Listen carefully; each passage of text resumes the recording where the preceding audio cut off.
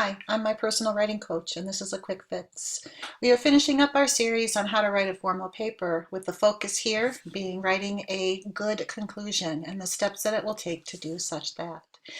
As a quick review, your paper began with your introduction, and in the introduction it ended with the almighty thesis, the most important sentence of your whole paper.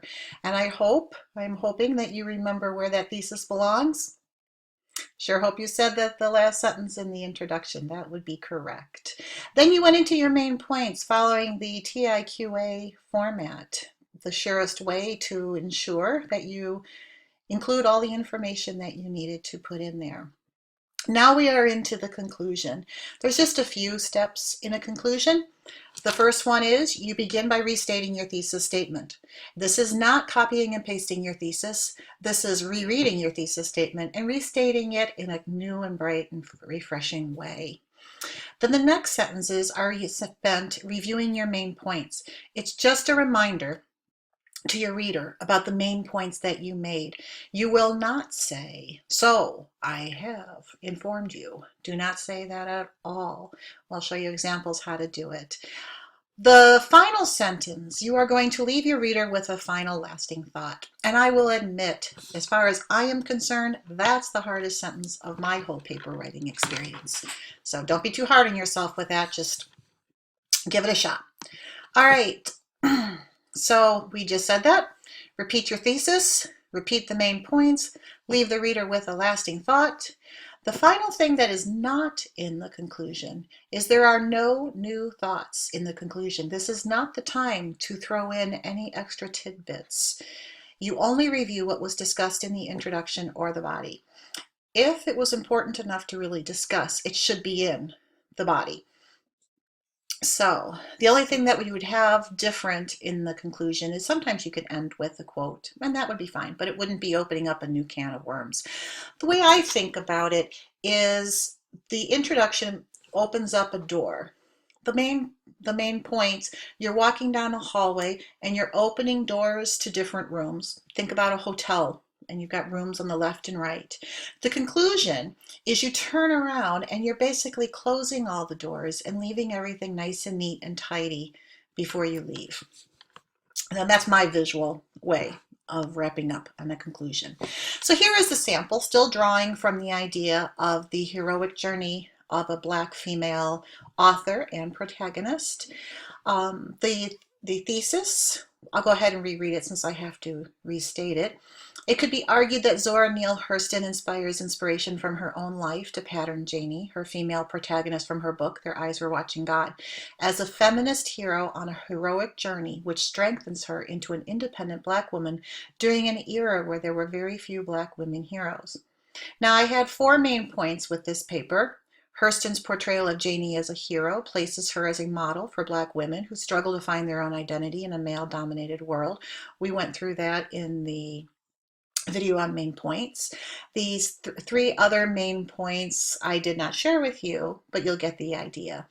Second main point, the first step of every hero's journey is to receive a calling that begins the adventure.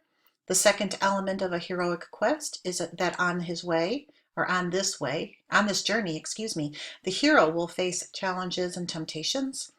And finally, the 4th main point, every hero making the epic journey must face the abyss, which is where the hero must face either a physical or spiritual death and is reborn.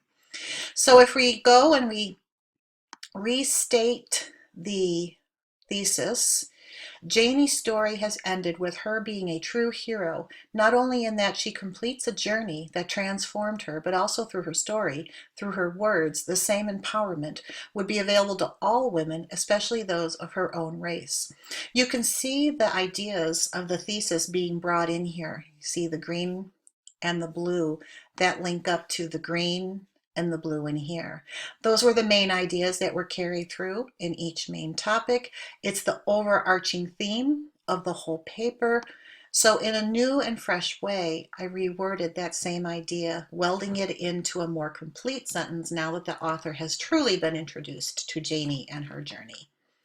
Restating main point number 1, she survives the attempts of her grandmother and her 3 husbands to place her in subjection to their wills. That was that portion about being dominated by men in her world. And then reviewing main points 2 to 4. Through her journey, she learned how to deeply love and how to survive without depending on protection from men. So that is a one sentence recap of that heroic journey. If you remember, those 3 main points had 3 steps of the heroic journey. And then that final wrap up, her life is now a testimony to true freedom that is found in living life in strength and courage. Like I said, that lasting thought is difficult. At least it's difficult for me. It's not the end of the world if you don't do that last sentence. It's better if you try. But that's what we're here for, to help you through that as well. Okay. Common conclusion errors. These are very, very common. 1, this is where you are going to want to lapse into personal pronouns.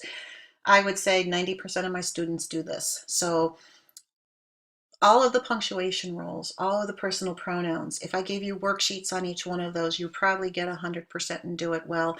The trick is to carry it over into your everyday work. And this is one of the times that practice makes perfect. You will probably throw them in occasionally. I will find them and you will learn how to take them out. And over time, you will learn to just keep them out to begin with. Another easy error to lapse into is giving commands or instructions to the reader. Remember, the you is part of the personal pronoun, so a command is also an understood subject you.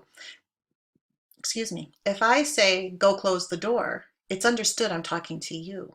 So if I put in the paper, do not be prejudiced, I'm basically saying, hey, you do not be prejudiced. So be very careful that those commands are turned into third person.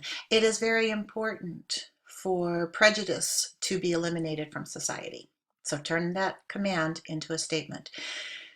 And do not give any new examples. You may think of new examples, and if they're good enough to keep, you go back up into the main points and throw them in there. All right, so where do you go next?